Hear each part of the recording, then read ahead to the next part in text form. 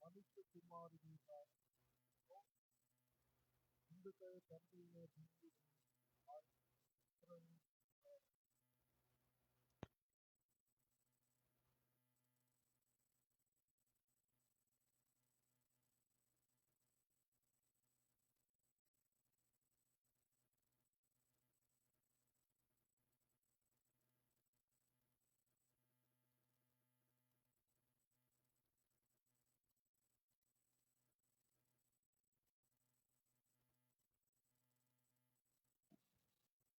దయగలిగిన మా దేవ యెహోవా మీకు స్తుతులు స్తోత్రములు చెల్లిస్తున్నాము. మీ దీన దాసుడునైన నన్ను మీ సిలువ చాటున మరుగు చేసుకొని నాతోనూ మా అందరితోనూ మాట్లాడమని క్రీస్తు పేర వేడుకొంచున్నాము తండ్రి. ఆమేన్. హల్లెలూయా. క్షయమైన ఆహారం కొరకు కష్టపడుకుడు గాని నిత్య జీవము కలుగజేయు అక్షయమైన ఆహారం కొరకే కష్టపడుడి. క్షయమైన ఆహారం అంటే శరీర ఆహారం, మనం తినే శరీర ఆహారం. అక్షయమైన ఆహారం అంటే దేవుని యొక్క వాక్యం. అక్షయమైన ఆహారం అంటే దేవుని వాక్యం. అక్షయమైన ఆహారం కొరకు కష్టపడమంటున్నాడు. అంటే దేవుని యొక్క వాక్య ఆహారం కొరకు కష్టపడాలి. హల్లెలూయా. ఎన్నిసార్లు దేవుని సన్నిధికి వచ్చే అవకాశం ఉన్నా అన్నిసార్లు శ్రమ అనుకోకుండా రావడమే, దేవుని సన్నిధికి పలుమార్లు వెళ్ళి దేవుని వాక్యాన్ని చదవడం, ధ్యానించడమే కష్టపడడం అని అర్థం. హల్లెలూయా. వ్యక్తిగతంగా దేవుని సన్నిధిలో కూర్చొని ప్రార్థించడం, వాక్యం చదవడం, చర్చికి రావడం, సంఘ కార్యక్రమాల్లో పాల్గొని వాక్యాన్ని వినడం, ధ్యానించడం, దాని కొరకు శ్రమపడ్డం అన్నమాట. హల్లెలూయా. సోమరులుగా ఇంట్లో కూర్చోకుండా కష్టపడి ఆహారాన్ని మనము సంపాదించుకోవాలంటే దాని అర్థము అదే. హల్లెలూయా. ఫ్యాన్ కొంచెం తగ్గింది.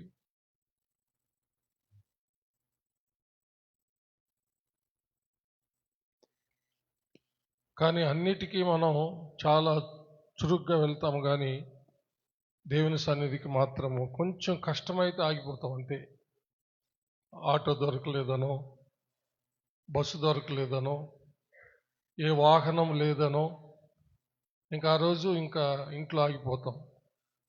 నడిచి కష్టపడి దేవుని సన్నిధికి వచ్చేదానికి పెద్దగా ఇష్టపడం. అడిగితే ఏం పాస్టర్ గారు అడిగాడు అనుకోండి, వెహికల్ అందుబాటులో లేదు సార్, బస్సు అందుబాటులో లేదు సార్, ఏమి దొరకలేదు సార్ అని చెప్పి మనం చెప్పేస్తూ ఉంటాం.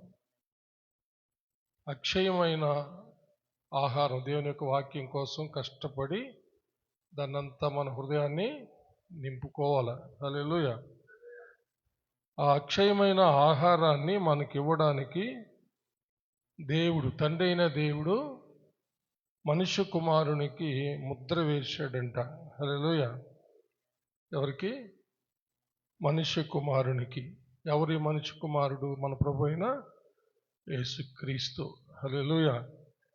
అంటే ఆయన ఆ యొక్క అక్షయమైన ఆహారము మనకు అనుగ్రహించటానికి ఆయన ముద్ర పొంది ఉన్నాడు అన్నమాట. ముద్ర అంటే అధికారం. ముద్ర అంటే చెప్పండి, అధికారం పొందినవాడు. ఇంకా దేవుడు ఎవరినైతే ఏర్పరచుకొని అభిషేకించాడో వాళ్ళు అధికారము పొందిన వాళ్ళు అన్నమాట. అపోస్తులు అధికారము పొందిన వాళ్ళు. యేసయ్య వారికి అధికారం ఇచ్చాడు. ఆ విధంగా దేవుని చేత ఏర్పరచబడి అభిషేకించబడినటువంటి వాళ్ళు అధికారము పొందిన వాళ్ళు. అయితే మొట్టమొదటిగా ఎవరు అధికారం పొందినవారు అంటే మన ప్రభు అయిన యేసుక్రీస్తు అన్నమాట. హల్లెలూయా. అందుకని ఈ అంశానికి నేను ఈరోజు అంశానికి ఒక పేరు పెట్టాను, ముద్ర పొందిన యేసు. చెప్పండి, ముద్ర పొందిన యేసు అంటే అధికారం పొందిన యేసు. ముద్ర పొందిన యేసు అంటే అధికారము పొందిన యేసు. ఇప్పుడు ఒక్కటి నేర్చుకున్నాం ఈ వచనం. ఏంటది? అక్షయమైన ఆహారం ఇచ్చుటకు ఆయన ముద్ర పొంది ఉన్నాడు, అధికారం పొంది ఉన్నాడు. కొన్ని పరిశుద్ధ లేఖనాల్లో కొన్ని అధికారాలు, ప్రభు యొక్క అధికారాలు మనము క్లుప్తంగా ధ్యానించుకుందాం. యోహాను సువార్త 16వ అధ్యాయము 7వ వచనం.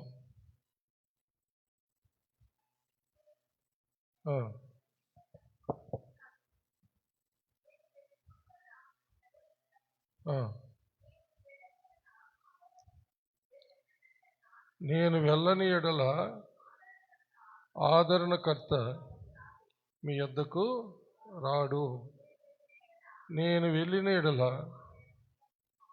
ఆయనను మీ యొద్దకు పంపుదును. హల్లెలూయా, దేవునికి మహిమ కలుగును గాక. అంటే అక్కడ చూడండి, నేను పంపబోవు ఆదరణకర్త. హల్లెలూయా. అది ఇంకా మనకు స్పష్టంగా అర్థం కావాలంటే 15వ అధ్యాయము 26వ వచనం కూడా చదవండి. తండ్రి యొద్ద నుండి మీ యొద్దకు నేను పంపబోవు ఆదరణకర్త, అనగా తండ్రి యొద్ద నుండి బయలుదేరు సత్యస్వరూపైన ఆత్మ వచ్చినప్పుడు ఆయన నన్ను గూర్చి సాక్ష్యం ఇచ్చును. హల్లెలూయా. దేవుని యొక్క ఆత్మ లేక పరిశుద్ధాత్మ, సత్యస్వరూపైన ఆత్మను మనకి ఇవ్వడానికి కూడా ఆయన ముద్ర పొందున్నాడు అనమాట. హల్లెలూయా, అధికారము పొందిన. అందుకనే నేను పంపబోవు ఆదరణకర్త, అనగా తండ్రి యొద్ద నుండి బయలుదేరు సత్యస్వరూపైన ఆత్మ. హల్లెలూయా. అంటే తండ్రి యొద్ద నుంచి ఆత్మను పంపే అధికారం కూడా ఎవరికి ఉంది?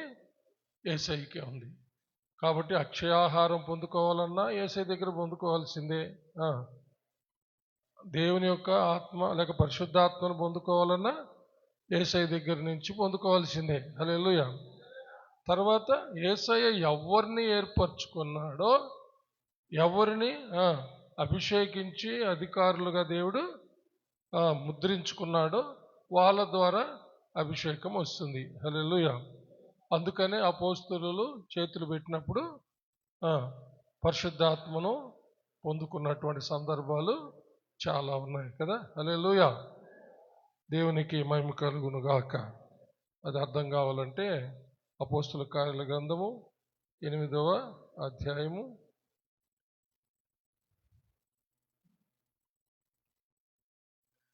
17వ వచనం. అప్పుడు పేతురును యోహానును వారి మీద చేతులుంచగా వారు పరిశుద్ధాత్మను పొందిరి. హల్లెలూయా. అంటే పేతురు యోహాను 12 మంది శిష్యులను దేవుడు ఏర్పరచుకొని వారికి ఆ యొక్క అభిషేకం ఇచ్చాడు. అంత మాత్రం కాకుండా వారిలో ఉన్నటువంటి అభిషేకమును వారు ఎవరి మీద చేతులు ఉంచుతారో వాళ్ళ మీదకి వెళ్ళేటటువంటి పంపే అధికారం కూడా వాళ్ళకు ఇచ్చాడనమాట. హల్లెలూయా. ఇది దేవుడు నిజంగా ఏర్పరచుకొని అభిషేకించినటువంటి అధికారం ఇచ్చినటువంటి శిష్యులకు మాత్రమే. హల్లెలూయా. ఈ లోకంలో ఎవరు దేవుడు ఏర్పరచుకున్న శిష్యులో, ఎవరు దేవుడు ఏర్పరచుకొని కొనని శిష్యులు అర్థం కావడం లేదు. కాబట్టి చాలా పరిశీలనగా తెలుసుకొని మనము ముందుకి సాగిపోవాలి. హల్లెలూయా. మత్తయి సువార్త 3వ అధ్యాయము 16వ వచనం.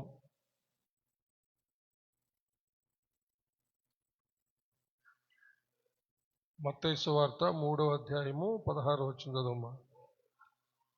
యేసు బాప్తిసం పొందిన వెంటనే నేలలో నుండి ఒడ్డునకు వచ్చెను.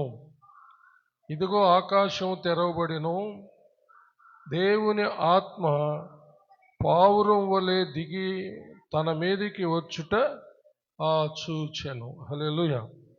యేసు ప్రభు బాప్తిసం పొందిన తర్వాత ఈ యొక్క పరిశుద్ధాత్మ అనేటటువంటి ముద్ర ఆయన పొందుకున్నాడు. హల్లెలూయా. చెప్పండి, పరిశుద్ధాత్మనే ముద్ర. పరిశుద్ధాత్మనే ముద్ర. అది దేవుని కుమారుడు అనడానికి అది రుజువు అన్నమాట. హల్లెలూయా. దేవుని కుమారుడు అనడానికి ముద్ర ఎవరు?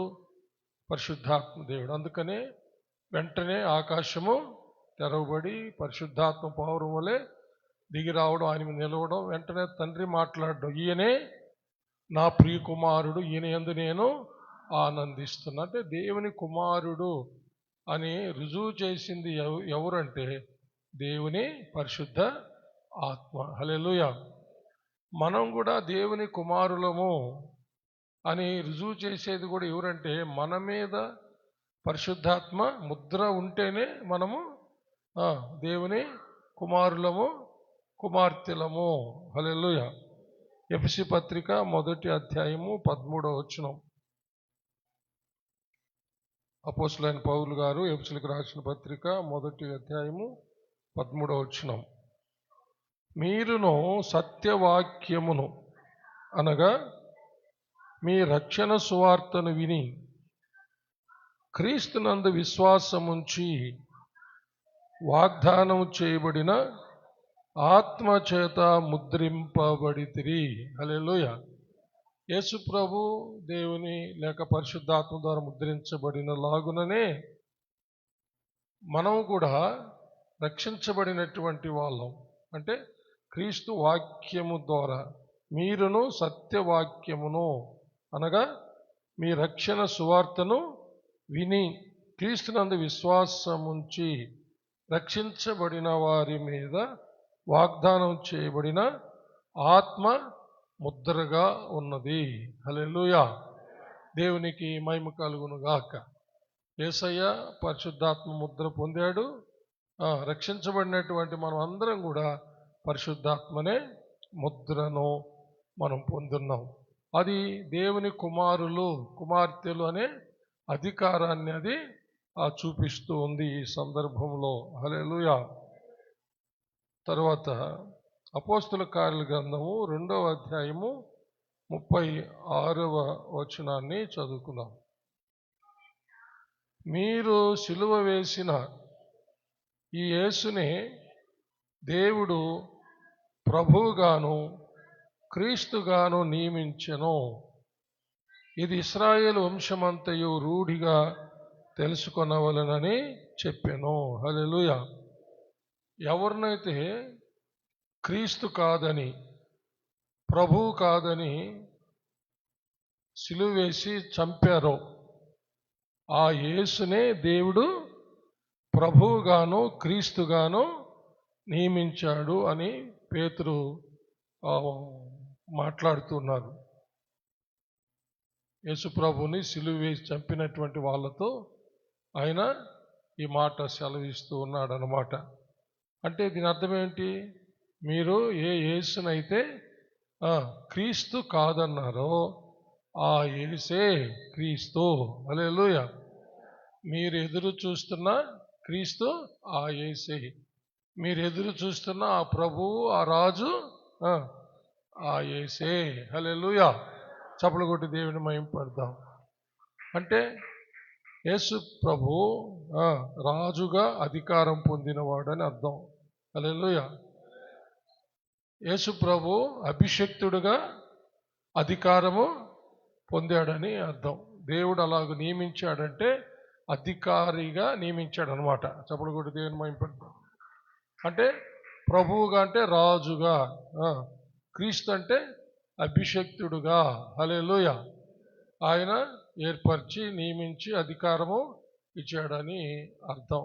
హల్లెలూయా. తర్వాత అపోస్తల కార్యాల గ్రంథంలోనే 10వ అధ్యాయము 36వ వచనం. యేసుక్రీస్తు అందరికీ ప్రభువు. ఇక్కడ చూస్తే ఇక్కడ యెరూషలేములో పేతురు మాట్లాడినప్పుడు ఇశ్రాయేలులందరూ అక్కడ యూదులందరూ వినేటట్టు, అనగా ఎవరైతే యేసు ప్రభువుని సిలువ వేసి చంపారో వాళ్ళతో మాట్లాడాడు.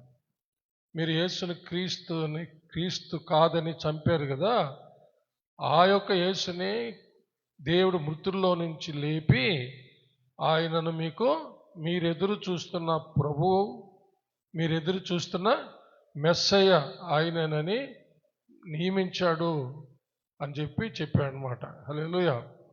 అప్పుడు అనేకులు ప్రభువుని విశ్వసించినట్టుగా 37వ వచనంలో ఉంది. వారు ఈ మాట విని హృదయంలో నొచ్చుకొని, సహోదరులారా మేమేమి చేతుమని పేతురును కడమ అపోస్తులను అడుగగా, పేతురు, మీరు మారు మనసు పొంది పాప క్షమాపణ నిమిత్తం ప్రతివాడు యేసుక్రీస్తు నామమున బాప్తిసం పొందుడి, అప్పుడు మీరు పరిశుద్ధాత్మనే వరము పొందుతారు. అంటే పరిశుద్ధాత్మనే ముద్ర కూడా మీరు కూడా పొందుతారు మావలే అని దాని అర్థం. హల్లెలూయా. మేము ఎలా అధికారం పొందామో మీరు కూడా ఆ అధికారము పొందుతారు, ఆ ముద్ర పొందుతారని చెప్పాడు అనమాట. ఇప్పుడు మనం చదివింది కొర్నేలి ఇంట్లో. ఎక్కడ? కొర్నేలి ఇంట్లో. యూదులు అన్యులతో సహవాసం చేసేవాళ్ళు కాదు. కానీ యేసుక్రీస్తు యూదులకు, ఇశ్రాయేలులకు మాత్రమే దేవుడు కాదని, ఆయన అందరికీ దేవుడని, అందరికీ ప్రభు అని పరిశుద్ధ లేఖనాలు చాలా స్పష్టంగా తెలియచేస్తున్నాయి. అయితే యూదులు ఆ దినాల్లో ఆ విషయాన్ని వాళ్ళు గ్రహించలేదు. అయితే పేతురికి దేవుడు ఒక దర్శనము ద్వారా అందరూ సమానమే, అందరికీ దేవుడు రాజు, ప్రభువు, రక్షకుడు అని తెలియజేసినట్టుగా మనము ఆ యొక్క దర్శనములో చూస్తాం. అందుకనే కొర్నేలి ఇంటికి, అన్యుడైన కొర్నేలి ఇంటికి పేతురును పంపడానికి అందరూ సమానమే అన్నటువంటి దర్శనాన్ని చూపించాడు. ఎందుకంటే యూదులు అన్యుల ఇంటికి వెళ్ళరన్నమాట, వాళ్ళతో సాంగత్యం చేయరు. అయితే ఆ యొక్క దర్శనాన్ని గురించి ఆలోచిస్తూ ఉండగా కొర్నేలి ఇంట్లో నుంచి ఒక ముగ్గురు వచ్చి పిలవడం జరుగుతుంది. అప్పుడు ఆత్మదేవుడు వారితో సందేహించకుండా వెళ్ళమంటాడు అనమాట. అక్కడికి వెళ్ళి కొర్నేలి ఇంట్లో కూడి ఉన్నటువంటి జనసమూహాన్ని చూచి ఆయన అక్కడ ప్రసంగం చేయడం ఆరంభించి మొట్టమొదట అన్న మాట ఏమిటంటే, దేవుడు పక్షపాతి కాడు. హల్లెలూయా. మొట్టమొదట అన్న మాట 34వ వచనం, దేవుడు పక్షపాతి కాడని నిజముగా గ్రహించి ఉన్నాను. ప్రతి జనములోనూ ఆయనకు భయపడి నీతిగా నడుచుకుని వారిని ఆయన అంగీకరించును. యేసుక్రీస్తు అందరికీ ప్రభు అని ఆయన తెలుసుకున్న సత్యాన్ని ఆయన అక్కడ ప్రసంగించడం మనం చూస్తాం. ఆ రోజు కేవలము యేసుక్రీస్తును విశ్వసించిన వారందరి మీదకి పెంతెకోస్తు పండుగ దినాన అపోస్తులు ఇంకా వారితో పాటు ఉన్న దాదాపు 120 మంది పైకి దిగి వచ్చిన పరిశుద్ధాత్మ కొర్నేలి ఇంట్లో కూడి ఉన్నటువంటి ఆ మనుషులందరి మీదకి దిగి వచ్చాడనమాట. హల్లెలూయా. అంటే యేసుప్రభుని విశ్వసించినటువంటి అన్యులందరూ కూడా దేవుని ఆత్మ చేత ముద్రించబడ్డారు. హల్లెలూయా. అంటే యూదుల్లాగానే, ఇశ్రాయేలులాగానే పరిశుద్ధాత్మ చేత ముద్ర పొందినటువంటి అన్యులు కూడా సమానమే. హల్లెలూయా. చప్పట్లు కొట్టి దేవుడిని మహిమపరుస్తాము. హల్లెలూయా. ఇది కూడా అన్యులకు ఆ పరిశుద్ధాత్మ అభిషేకము పొందాలంటే అది యేసు ప్రభు ద్వారానే జరిగినటువంటి కార్యం అన్నమాట. హల్లెలూయా. తర్వాత అపోస్తుల కార్యాల గ్రంథము 4వ అధ్యాయము 11వ వచనము 12వ వచనాన్ని చదువుకుందాం. ఇల్లు కట్టువారైన మీరు తృణీకరించిన రాయి ఆయనే, ఆ రాయి మూలకు తలరాయి ఆయను, మరి ఎవని వలనను రక్షణ కలుగదు. ఈ నామముననే మనము రక్షణ పొందవలెను గాని ఆకాశము కింద మనుషులలో ఇయ్యబడిన మరి ఏ నామమున రక్షణ పొందలేము అనెను. చప్పలు కొట్టి దేవుని మహిమపడదాం. అంటే రక్షణ పొందాలంటే రక్షణను మనకు కలుగజేసేటటువంటి అధికారం పొందినటువంటి యేసయ్య ద్వారానే అది జరుగుతుంది అని దీని అర్థం. హల్లెలూయా. అంటే మనకు రక్షణ కలుగజేయడానికి కూడా యేసు ప్రభు అధికారం పొంది ఉన్నాడు, ముద్ర పొంది ఉన్నాడు. హల్లెలూయా. అందుకనే ఈ ప్రపంచంలో, ఈ లోకములో ఏ నామమున కూడా రక్షణ కలగదు.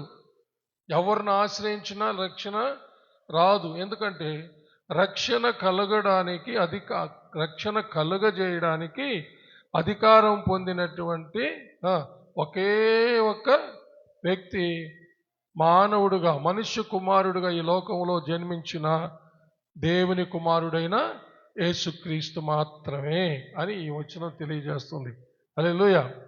ఇంకా ఏ నామమును ఆశ్రయించిపోయినా కూడా రక్షణ అనేది దొరకదు. అధికారం పొందినటువంటి చెప్పాల యేసు నామముననే రక్షణ కలుగుతుంది. హల్లెలూయా. Praise the Lord. తిమోతికి రాసిన మొదటి పత్రిక 1వ అధ్యాయము 15వ వచనం.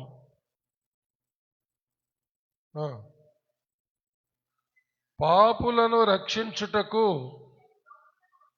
క్రీస్తు యేసు లోకమునకు వచ్చినను వాక్యము నమ్మదగినదియు పూర్ణ అంగీకారమునకు యోగ్యమైనదియునై ఉన్నది. చప్పలు కొట్టి దేని పంపిస్తామా? అంటే ఇప్పుడు అర్థం చేసుకోండి, పాపులను రక్షించటానికి అధికారం పొంది వచ్చాడని అర్థం. హల్లెలూయా. ఏంటి? పాపులను రక్షించడానికి అధికారం పొంది, లేక అభిషేకించబడి అధికారం పొంది ఈ లోకానికి పరలోకము నుంచి పంపబడిన వాడు యేసుక్రీస్తు అని పౌలు గారు తిమోతికి స్పష్టంగా తెలియజేస్తున్నాడు. తిమోతికి ఎందుకు తెలియజేస్తున్నాడు? పౌలు గారి తర్వాత తిమోతి దాన్ని దృఢంగా ప్రకటన చేయాల. హల్లెలూయా. చప్పలు కొట్టి దేవుని మహిమపడదాం. Praise the lord. మనం కూడా ఏమాత్రం తొనక్కకుండా చెప్పగలగాల, యేసుక్రీస్తు నామముననే రక్షణ. పాపులు రక్షించబడాలంటే, పాపులు రక్షించుటకు అధికారం ఉంది పరలోకము నుంచి ఈ భూమికే తెంచినటువంటి వాడు యేసు క్రీస్తు. అది పూర్ణ అంగీకారమునకు యోగ్యమైనటువంటి వాక్కు. హల్లెలూయా. చప్పలు కొట్టి దేవుడిని మహిమపరుస్తాము. ఇంకే నామమున కూడా రక్షణ రాదు. ఎందుకంటే ఎవరే కానీ లోకంలో అనేక మంది రక్షకులు రక్షణ కలుగజేస్తారని ఎంతోమంది, ఎన్నో నామాలు ఉన్నాయి ఈ లోకంలో, కానీ ఏ నామమున కూడా రక్షణ కలగదు. ఎందుకంటే యేసుక్రీస్తు అనే నామం కలిగినటువంటి దేవుని సొంత కుమారుడైన యేసుక్రీస్తు మాత్రమే రక్షణ కలుగజేయడానికి అధికారము పొందినవాడు, లేక ముద్ర పొందినవాడు. చప్పలు కొట్టి దేవుని మహిమ పరుస్తాము. హల్లెలూయా. అదే అపోస్తుల కార్యం 4వ అధ్యాయము 10వ వచనం కూడా చదువుతాం. మీరందరూ ఇశ్రాయేలు ప్రజలందరూ తెలుసుకొనవలసినది ఏమనగా, మీరు సిలువ వేసినట్టు మృతులలో నుండి దేవుడు లేపినట్టు నజరేయుడైన యేసుక్రీస్తు నామముననే వీడు స్వస్థత పొంది మీ ఎదుట నిలుచుచున్నాడు. హల్లెలూయా. దేవునికి మహిమ కలుగునుగాక. నజరేయుడైన యేసుక్రీస్తు నామముననే వీడు స్వస్థత పొందాడని చెప్తున్నాడు. అంటే మనుషులకు స్వస్థత కలుగ చేయడానికి కూడా అధికారము యేసయ్యకే, అంతే. హల్లెలూయా. దేవునికి మహిమ కలుగునుగాక. ఎందుకు? మనల్ని స్వస్థపరచడానికి గాయాలు పొందింది ఆయనే కదా.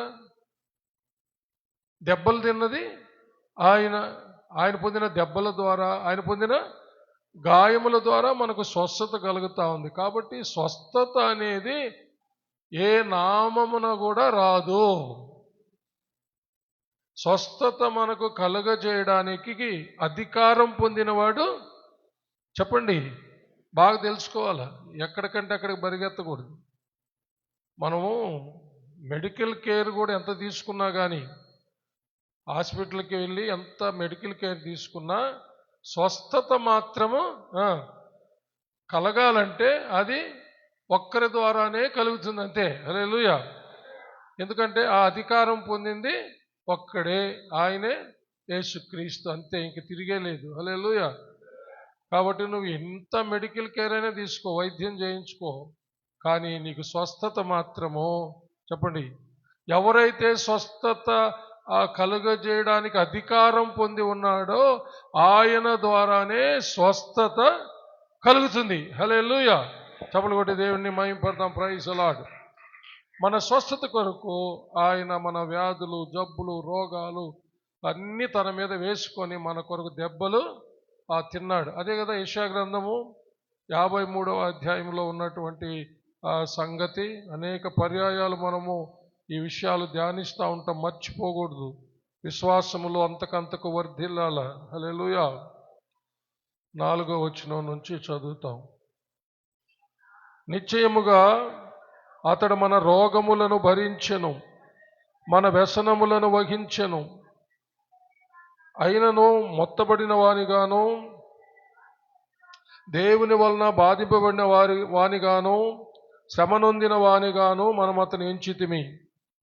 మన అతిక్రమ క్రియలను బట్టి అతడు గాయపరచబడెను, మన దోషములను బట్టి నలుగగొట్టబడెను. మన సమాధానార్థమైన శిక్ష అతని మీద పడెను, అతడు పొందిన దెబ్బల చేత మనకు స్వస్థత కలుగుచున్నది. హల్లెలూయా. అతడు పొందిన దెబ్బల చేత మనకు స్వస్థత కలుగుచున్న. చప్పలు కూడా దేని మహిమపడతాం. Praise the lord. ఇంకెవరు మన రోగాలను భరించలేదే, ఇంకెవరు మన కోసం దెబ్బలు తినలేదు ఈ లోకంలో. హలో, దుర్మార్గులను చంపడానికే వచ్చారు. ఈ లోకంలో చెప్పబడుతున్నటువంటి ముక్కోటి దేవతలు అని చెప్పబడిన వాళ్ళందరూ వాళ్ళకి అనుకూలమైన వాళ్ళని రక్షించడానికే వచ్చారని వాళ్ళ శాస్త్రాలు చెప్తున్నాయి. బైబిల్ ఏం చెప్తుందంటే, హల్లెలూయా, దుర్మార్గుణ్ణి రక్షించడానికి యేసయ్య వచ్చాడు. హల్లెలూయా. దుర్మార్గుని కోసం దెబ్బలు తిన్నాడు. దుర్మార్గుడి కోసం దుర్మార్గుడు చనిపోవలసినటువంటి స్థానంలో ఆయన వారికి బదులుగా చనిపోయాడు. పాపులు మరణించాల్సినటువంటి ఆ స్థలంలో ఆయన వారికి బదులుగా చనిపోయాడు. హల్లెలూయా. లోకంలో చెప్తున్నటువంటిది, అనేక మత గ్రంథాలు చెప్తున్నది ఏంటంటే, ఆ శిష్యుణ్ణి రక్షించాలని, దుష్టుణ్ణి శిక్షించాలని లోకం చెప్తుంది. బైబిల్ ఏం చెప్తుందో తెలుసా? హల్లెలూయా. దుష్టుణ్ణి రక్షించమని. చప్పలు కూడా దేని మహిమ పెడదాం. దుష్టుణ్ణి రక్షించమని. అదే, పాపులను రక్షించుటకు క్రీస్తు యేసు ఈ లోకమునకు వచ్చినమాట నమ్మదగినది, పూర్ణ అంగీకారమునకు యోగ్యమైనది. ఇందాక చదువుకున్నాం కదా, అది వాస్తవం. చప్పలు కూడా దేవుని మహిమ పెడదాం. Praise the lord. కాబట్టి యేసు ప్రభు పొందిన దెబ్బల ద్వారా మనకు స్వస్థత. ఆయనకే ఆ అధికారం. నిన్ను నన్ను ఈ లోకంలో ఎవరినైనా సరే ఈ సత్యాన్ని నమ్మి యేసయ్యను ఆశ్రయిస్తే వారికి స్వస్థత ఆయన కలుగజేస్తాడు. ఎందుకంటే ఆయనే ఆ స్వస్థత ఇవ్వడానికి, కలుగజేయడానికి అధికారం పొందినవాడు కాబట్టి. హల్లెలూయా. యోహాను సువార్త 16వ అధ్యాయము 41వ వచనం నుంచి 45వ వచనం వరకు. యోహాను సువార్త 16వ అధ్యాయం 41 నుంచి చదవండి 45 వరకు.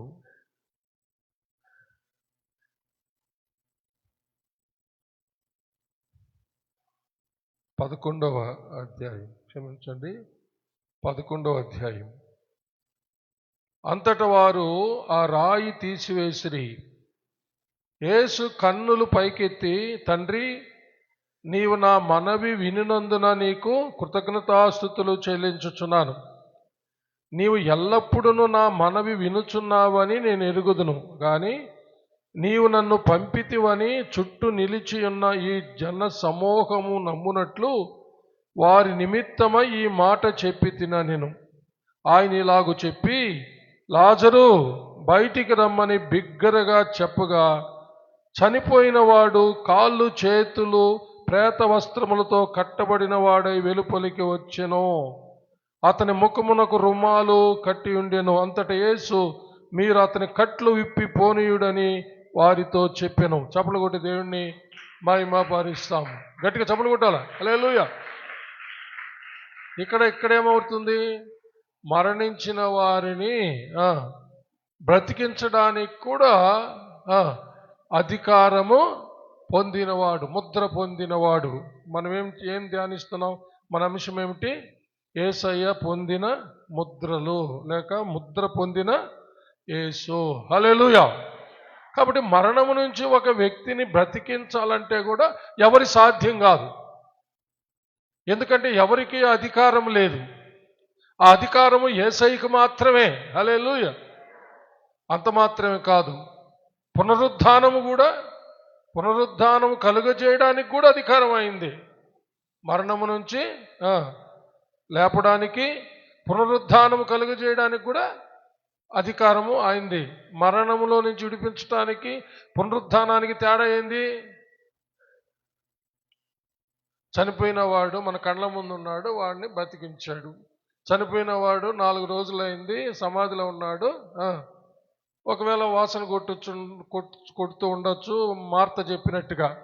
కానీ అక్కడ సమాధిలో పెట్టబడి ఉన్నాడు, పిలిచాడు, వచ్చాడు. హల్లెలూయా. పునరుద్ధానం అంటే మట్టిలో చీకిపోయిన తర్వాత, హల్లెలూయా, ఏ నేల నుంచి అయితే మానవుణ్ణి దేవుడు సృష్టించాడో ఆ యొక్క సమాధి చేసిన తరువాత మట్టిలో కలిసిపోయిన తరువాత, హల్లెలూయా, చప్పలు కూడా దేని మహిమపడతాం. ఆ మట్టిలో కలిసిపోయినటువంటి ఆ యొక్క మనిషిని తిరిగి లేపేదే పునరుద్ధానం. చప్పలు కొట్టి దేవుణ్ణి మహిమపరుస్తాం. గట్టిగా చప్పలు కొట్టాలి. హల్లెలూయా. అందుకే ఆయన దేవుడు. ఎందుకంటే మొదట మట్టిలో నుంచి మానవుని ఎట్ట సృష్టించాడో అనేది తెలిసేదానికి ఇంకా రుజువేమంటే, మట్టి అయిపోయినటువంటి చనిపోయిన మనిషి మట్టి అయిపోయిన తర్వాత అదే సమాధిలో నుంచి ఎక్కడ పూడ్చిపెట్టామో అక్కడి నుంచి తిరిగి అతన్ని లేపడమే పునరుద్ధానం. యేసు ప్రభు కూడా చనిపోయి తిరిగి లేచాడు పునరుద్ధానుడై. హల్లెలూయా. చప్పలు కొట్టి దేవుని మహిమపడతాం. ఈ విషయమై కొందరు వాదోపవాదాలు చేశారు పౌలు గారిని.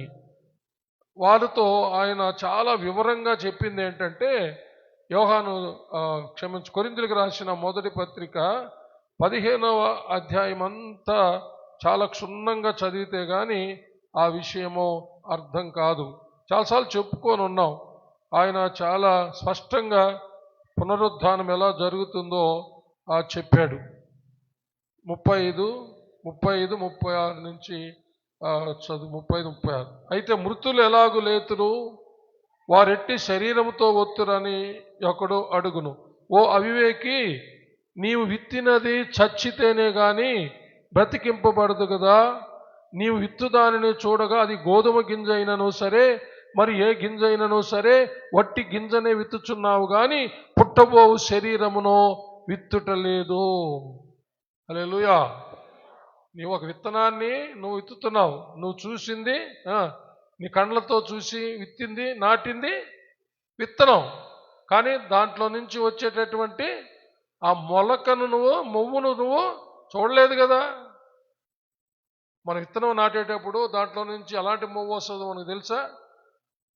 అంటే మనం ఏదన్నా అలవాటుగా కొన్ని సొరెత్తనాలు, బెండెత్తనాలు వేస్తే అవి ఒకరు మొలిస్తే వాటిని మనం చూస్తూ ఉంటే మనకు కనబడుతుంది కాబట్టి చెప్పగలం. అసలు ఒక విత్తనాన్ని దాంట్లో ఎలాంటి మొవ్వు వస్తుందో తెలియకుండా విత్తినప్పుడు, అది మొలకెత్తినప్పుడు అది ఎలాగా ఉంటుందో మనకు తెలియదు కదా అంటున్నాడు. హల్లెలూయా. అదేవిధంగా హల్లెలూయా, మనిషి చనిపోయిన తర్వాత, సమాధి చేయబడిన తర్వాత అతని శరీరములో నుండే, హల్లెలూయా, ఆ మట్టిలో నుండే ఒక వ్యత్యాసమైన కొత్త శరీరము లేస్తుంది. హల్లెలూయా. చప్పలు కొట్టి దేవుని మహిమపడదాం. ఏంటి? కొత్త శరీరం. అదే మహిమ దేహం అంటాం. చప్పలు కొట్టాల. దాన్నే ఏమంటాము? మహిమ దేహం. మానవ శరీరము సమాధి చేసిన తరువాత రక్తమాంసాలతో ఉన్నటువంటి శరీరము సమాధి అయిపోయింది, మట్టిలో కలిసిపోయింది. ఇప్పుడు పునరుద్ధానం అంటే ఆ యొక్క రక్తమాంసాలతో ఉన్నటువంటి దేహం మట్టిలో కలిసిపోయిన తర్వాత నరులారా తిరిగి రండని ప్రభు పిలిచిన వెంటనే హల్లెలూయా ఆ భూమిలో మట్టిలో కలిసిపోయినటువంటి ఆ మనిషి మహిమ దేహముతో లేస్తాడనమాట. చప్పలు కొట్టి దేవుణ్ణి మహిమపరుస్తాం. అది పునరుద్ధానం అని వాళ్ళకు చాలా వివరణలను చెప్పాడనమాట. హల్లెలూయా. కాబట్టి మరణము నుండి విడిపించుటకు ముద్ర పొందినవాడు మన ప్రభువైన యేసయ్య. అంత మాత్రం కాదు, పునరుద్ధానము కలుగజేయుటకు ముద్ర పొందినవాడు, అధికారం పొందినవాడు. అందుకని అదే అధ్యాయంలో యోహాను సువార్త 11వ అధ్యాయం 25వ వచనంలో ప్రభు చెప్పిన మాట మార్తతో, నేనే పునరుద్ధానమును జీవమును, నాయందు విశ్వాసం ఉంచువాడు చనిపోయినను బ్రతుకును, బ్రతికి నాయందు విశ్వాసం ఉంచువాడు ఎన్నటికీ చనిపోడని చెప్పేశాడు. హల్లెలూయా. అంటే ఆయనే దానికి పునరుద్ధానము కలుగచేయటానికి పునరుద్ధానుడైన యేసే అధికారం పొందినవాడు. హల్లెలూయా. చప్పలు కొట్టి దేవుణ్ణి మహిమపరుస్తాం. హల్లెలూయా. మరికొన్ని లేఖనాలు ఈ విషయంలో మనం చూడాల. రోమపత్రిక 6వ అధ్యాయము 23వ వచనం ఇంకా స్పష్టంగా మనకు ఆ విషయం తెలియజేస్తూ ఉంది. పౌలు గారు చాలా చక్కగా రాశారు, దాన్ని ఒకసారి చూద్దాం. ఏలయనగా పాపం వలన వచ్చు జీతము మరణము, అయితే దేవుని కృపావరము మన ప్రభు అయిన క్రీస్తు యేసునందు నిత్య జీవము. హల్లెలూయా. ఇక్కడ చూడండి, నిత్య జీవం ఇవ్వడానికి కూడా అధికారం పొందినవాడు మన ప్రభు అయిన యేసయ్య. చప్పలు కొట్టాలి. హల్లెలూయా.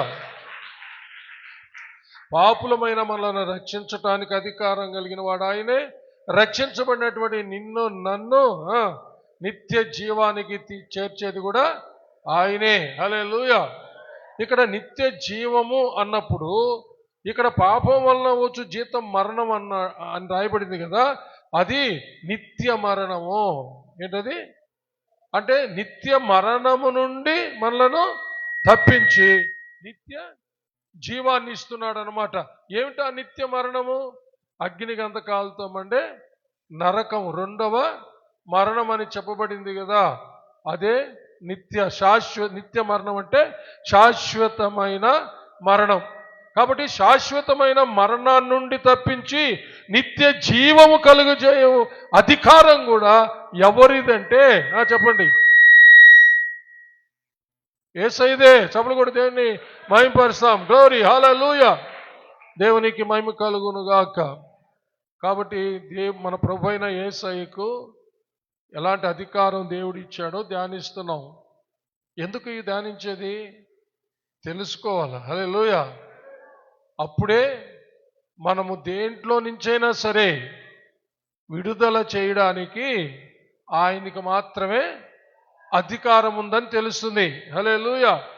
కాబట్టి భయపడం.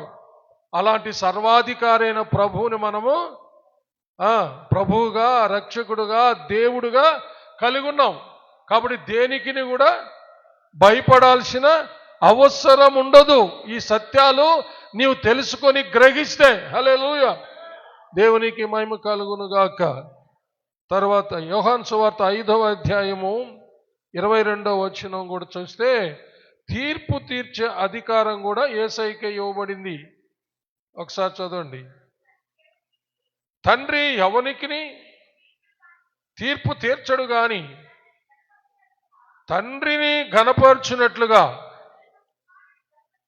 అందరూ కుమారుణ్ణి ఘనపరచవలనని తీర్పు తీర్చుటకు సర్వాధికారము కుమారునికి అప్పగించి ఉన్నాడు. చప్పలు కొట్టి దేవుణ్ణి మహిమపరుస్తాము. హల్లెలూయా. తీర్పు తీర్చే సర్వాధికారం కూడా తండ్రి అయిన దేవుడు చెప్పండి కుమారునికి అప్పగించి, మనల్ని రక్షించడానికి సర్వాధికారం పొంది పరలోకం నుంచి అలాగైతే ఈ లోకానికి వచ్చాడో అదేవిధంగా తీర్పు తీర్చడానికి కూడా సర్వాధికారము యేసయ్యకే తండ్రి ఇచ్చాడు. ఈ విధంగా చూస్తూ వస్తే యేసు ప్రభు తన యొక్క సొంత మాటలతో చెప్పిన మాట ప్రకారము భూమి మీదను పరలోకమందును సర్వాధికారము సర్వ విషయాల్లో తనకే ఇచ్చి ఉన్నాడని మనం తెలుసుకోవాలి. హల్లెలూయా. మత్తయి సువార్త 28వ అధ్యాయము 18వ వచనం. అయితే యేసు వారి యొద్దకు వచ్చి పరలోకమందును భూమి మీదను నాకు సర్వాధికారము ఇయ్యబడి ఉన్నది. హల్లెలూయా. అంటే సర్వాధికారం అంటే సర్వ విషయాల్లో సర్వాధికారం అన్నమాట. చప్పట్లు కొట్టాలి. హల్లెలూయా. సమస్త విషయాల్లో సర్వాధికారము యేసయ్యకే. హల్లెలూయా. తండ్రి అంతగా యేసయ్యను హెచ్చించాడు, అత్యున్నతమైన సింహాసనం మీద కూర్చుండబెట్టుకున్నాడు. హల్లెలూయా. తండ్రి సర్వాధికారము సమస్త విషయాల్లో కుమారునికే ఇచ్చాడు. కాబట్టి తీర్పు తీర్చే సర్వాధికారం కూడా ఆయిందే. హల్లెలూయా. ఇక టోటల్గా చెప్పాలంటే యేసయ్య చెప్పినట్టు అన్ని విషయాల్లో సమస్త విషయాల్లో అన్ని సందర్భాల్లో సర్వాధికారము యేసయ్యే. ఆ ప్రభువే మన దేవుడు, మన రక్షకుడు, మన ప్రభు. మనం దేనికి భయపడాలి? హల్లెలూయా. దేనికి భయపడాలి? ఇంకొక విషయాన్ని కూడా మీకు జ్ఞాపకం చేస్తాను. అపోస్తలుల కార్యాల గ్రంథం 5వ అధ్యాయం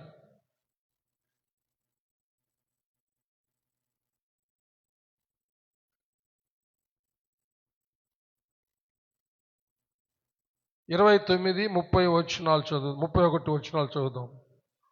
అందుకు పేతురును అపోస్తలులను మనుష్యులకు కాదు దేవునికే మేము లోబడవలెను కదా, మీరు మ్రానున వేలాడవేసి సంహరించిన యేసును మన పితరుల దేవుడు లేపెను, ఇశ్రాయేలునకు మారు మనస్సును పాప క్షమాపణను దయచేయుటకై దేవుడు ఆయనను అధిపతిగాను రక్షకునిగాను తన దక్షిణ హస్తబలము చేత హెచ్చించి ఉన్నాడు. చప్పట్లు కొట్టి దేవుని మహిమపడదాం. Praise lord. ఈ విషయాన్ని అర్థం చేసుకోండి. మారు మనస్సు కలుగజేయడానికి కూడా అధికారం యేసయ్యకేనంట. హల్లెలూయా. హలో. పాప క్షమాపణ కలుగజేయడానికి కూడా అధికారము యేసయ్యకే. హల్లెలూయా.